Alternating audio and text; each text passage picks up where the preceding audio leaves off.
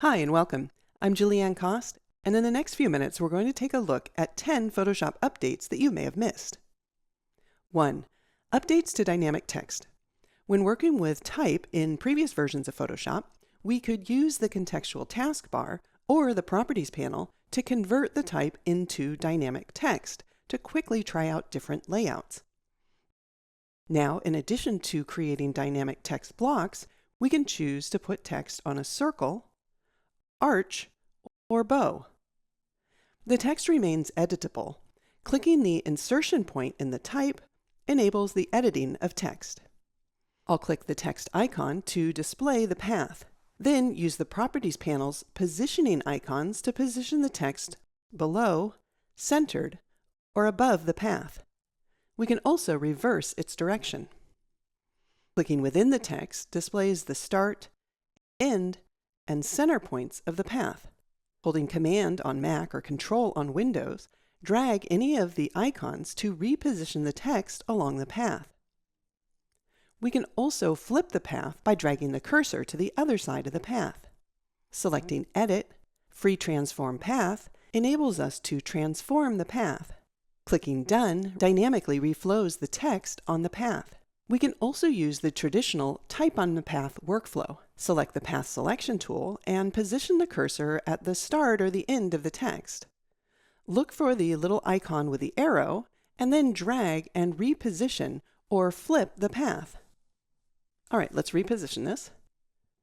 Selecting the Direct Selection tool, we can change the shape of the path by dragging on the path, the anchor point, or direction lines, and the text will reflow along the path. To disable the dynamic text, click on the active icon. Clicking again will reset the path to its defaults. 2. General Distraction Removal. In addition to automatically finding and removing distracting people, wires, and cables, the Remove tool can automatically find and remove common distractions like poles, vehicles, and visual clutter in an image. With the Remove tool selected, select Find Distractions, General Distractions, and click Find. Photoshop will analyze the image and, depending on the content of the image, can display up to 26 different categories of distractions. A color-coded list of detected distractions appears, with each distraction highlighted on the canvas with a matching overlay. Uncheck Select All to select any subset of distractions that you want to remove. For now, I'll select all. You can change the color of the distraction overlay by clicking on the color swatch in the panel. To remove the elements non-destructively, enable Create New Layer. Then I'll click Apply or press Enter or Return on your keyboard. It's always a good idea to check for additional distractions, like shadows cast from objects beyond the frame.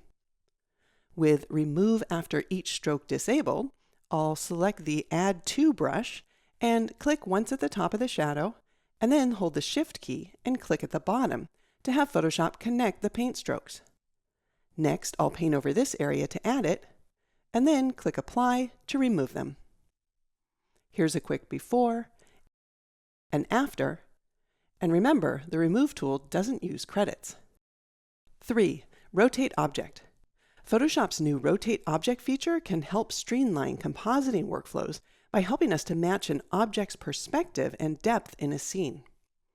I'll begin by selecting Remove Background to isolate the phone from the background. Then choose Edit, Rotate Object. Note that Rotate Object is currently limited to 8-bit. Photoshop creates a new Rotate Object layer with a new icon, leaving the original layer untouched and automatically hiding its visibility. Photoshop displays a low-resolution preview of the object, which, depending on the camera angle of the original, may appear distorted. However, we can use the on-screen controls, the contextual taskbar, or the Properties panel to adjust it. On screen, I can drag a corner point to scale the image so that it will appear to sit on this rock. Dragging the icon on the left will tilt the object up or down. As the object is rotated, Photoshop generates and fills any areas that were not visible in the original image. The more complex the object, the more complicated it may be to generate the unseen areas correctly. Drag the icon at the bottom to rotate the object right or left. We can position the cursor outside of the bounding box to rotate the object. But notice that on the Properties panel, this changes the other values as well.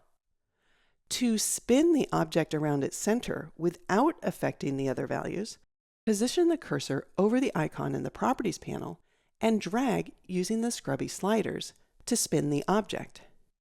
Drag the icon on the right to change the field of view, widening it or compressing it. When I'm finished, I'll choose Done or tap Enter or Return, and Photoshop will render a full resolution image. To make edits to the rotated layer, we can double-click on the layer thumbnail in the Layers panel or use the contextual taskbar. I'll make a slight adjustment here and apply that. Next, I'll select Harmonize on the contextual taskbar to have Photoshop help match the lighting, shadows, color, and tone of the photo to the original image. Photoshop will analyze the layers below the targeted layer and create 3 non-destructive variations on a new layer.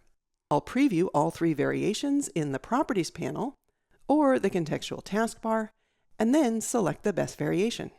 Keep in mind that with high-resolution files, the results might appear soft if the generated results have to be upsampled to match the resolution of the original. To match the red of the phone and the lighthouse, I'll select the Object Selection tool and click on the phone to select it. Then from the bottom of the Layers panel, I'll add a Hue and Saturation Adjustment layer and adjust the hue, saturation, and lightness as needed. 4. Layer Cleanup.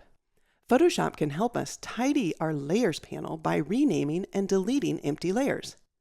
This document contains several different types of layers, including a background, pixel-based layers, which are in a group. One of the layers, the puffin, I have renamed. A smart object, a generative fill layer, an adjustment layer, a blank layer that contains no content, shape layers, type layers, and the layer that is hidden but was used to create the Rotate Object layer. I'll click the broom icon at the bottom of the Layers panel. Then we can choose to delete empty layers or rename layers or both. We can also choose whether to clean up the entire document or just the selected layers. When I choose Apply, we see that the empty layer, layer 9, has been deleted and many of the layers were renamed. But not all of them were renamed, so let's take a look at what gets renamed and what doesn't. The background and adjustment layers are not renamed. Neither was the puffin layer, nor will any layer that has been manually renamed with a custom name. Smart objects that are opened from Lightroom Classic into Photoshop using the Open as Smart Object command are not renamed because Lightroom hands off the name of the original RAW file, and Photoshop assigns that name of the original file as its custom name. The Rotate Object layer wasn't renamed either because it was automatically given a custom name based on the original layer that it was created from. However, we see that the original layer of the sculpture was renamed. And groups are not renamed either. I'll choose Edit and Undo to undo this renaming. For more control over the layer renaming, for example, I prefer that text layers remain unchanged. Let's select specific layers. But instead of manually selecting them, I'll use the layer filters. If the layers filters aren't showing, we can use the flyout menu on the Layers panel to show them. Then I'll enable the filter for pixel layers and add the shape layers. Now we can quickly select only those layers and click the broom icon. This time I'll apply the layer cleanup to only the selected layers. I'll apply that, and now only these layers have been renamed. All right, I'll toggle off the layer filters, and because renaming uses AI, you might want to double check the new layer names and make any adjustments as needed. 5. Round-trip cloud documents between Firefly Boards and Photoshop. You can now open generated content from Firefly Boards directly into Photoshop. In Firefly, I'll choose Boards and then select a board. I'll zoom into these images and select this image. Next, I'll click the More icon and choose Open in Photoshop. Firefly uploads the document to the cloud in the PSDC format, and then downloads it automatically into Photoshop so that you can continue working. I'll add a hue saturation adjustment layer to this document and colorize it. Then choose Save, name it, and save it to the cloud in either My Files or a project. Once I choose Save, I can select Share, Send to Firefly Boards. I'll select a board and choose Open in Boards. Now we can place the image on the board as a linked cloud document.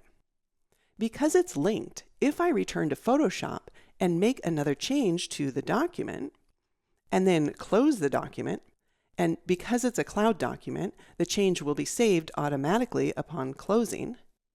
When I return to the Firefly board, I can choose whether or not to update the link. 6. Reflection removal.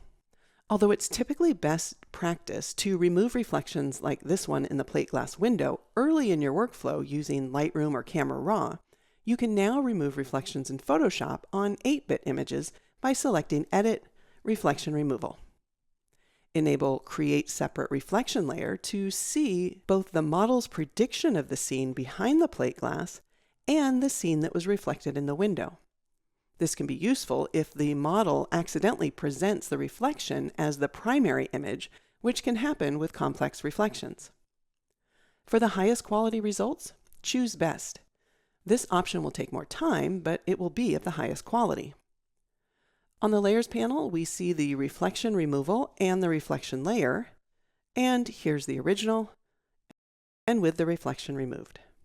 Depending on the image, reflection removal can also remove lens flares. In this image, we can see the original and with the reflection or the flare removed. 7. Reference image support for partner models. Photoshop now supports reference images for Gemini and Flux partner models. In this example, I want to place a realistic-looking image of me into the photo. I'll make a quick selection using the Marquee tool, then choose Generative Fill. In past versions of Photoshop, the contextual taskbar was limited to one line, making it difficult to review longer prompts. But now when I start typing or I paste in a prompt, the text box will automatically grow to show everything I've written, so there's no more guessing about what you typed after the cutoff. Then I'll choose a partner model. In this example, Gemini 2.5, because it's particularly good at learning facial structure and hair, but the Flux models also support reference images. Then I'll click on the icon to add the reference images. When I select these 3 images and choose Open, the partner model will scan all of the images for identity, style, and structure, then matches the prompt instructions to specific parts of those images. I'll choose Generate. Now, often there can be a slight mismatch between the generated content and the background, but with the mask selected, I'll use the paintbrush and paint with black to hide the seams. 8. Generative Credits usage.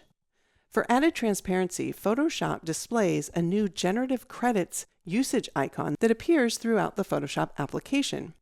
Here we see it in the upper right of the home screen, and if I close that, we also see it in the upper right of the application. It also appears when using other features that use Generative Fill. For example, with this Generative Fill layer selected, it appears in the Properties panel as well as the contextual taskbar. It also appears in other features that use Generative Credits, like Generative Upscale. Clicking the icon displays your credit balance. Selecting the Features tab enables you to quickly see how many credits specific features use based on your plan. Click the link to find out more about Generative Credits, or click Buy Now to purchase additional credits if needed. 9. Instruct Edit Generative AI. Firefly's Image Model 5 is Adobe's most advanced generation model yet, and we can use natural language-based prompts to make our edits.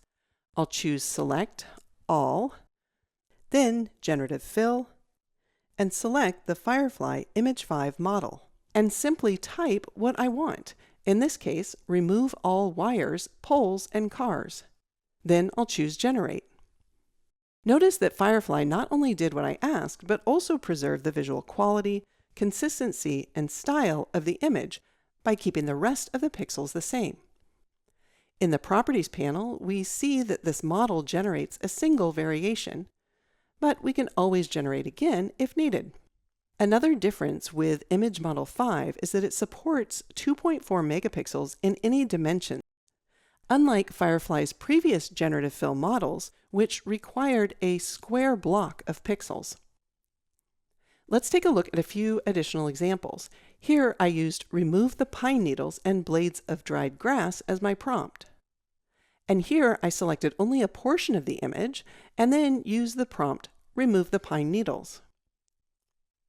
Here I selected all of the brown rocks and asked it to first remove the rocks. Then I selected the top half of the image and used the prompt replace the background with an overcast sky. And in this image, because it was very high in resolution, I selected each quadrant separately and asked it to remove all vegetation in each quadrant.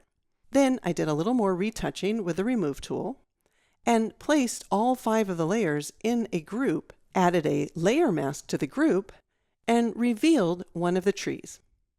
And like all Firefly models, the Image Model 5 is responsibly trained and commercially safe. 10. Generate Image Experience Modernization. Photoshop's Generate Image Experience has been redesigned from the ground up. I'll choose Generate Image in the contextual taskbar. I'll paste in a prompt. Then we can select reference images for style or composition. In this case, I'll select one for the style. Then I'll choose the content type, and I'll add the vector art effect and choose Generate. Now we can choose the best one from the 3 variations. All right, one additional tip before I wrap up. The Modernized Actions panel now has full parity between the older classic experience, so you should be able to create, edit, organize, and run actions entirely within the new modern UI. In addition, features such as search, custom icons and thumbnails, action descriptions, and improved organization tools are there to help create and manage large action libraries. Excellent. I'm Julieanne Cost. Thanks for watching.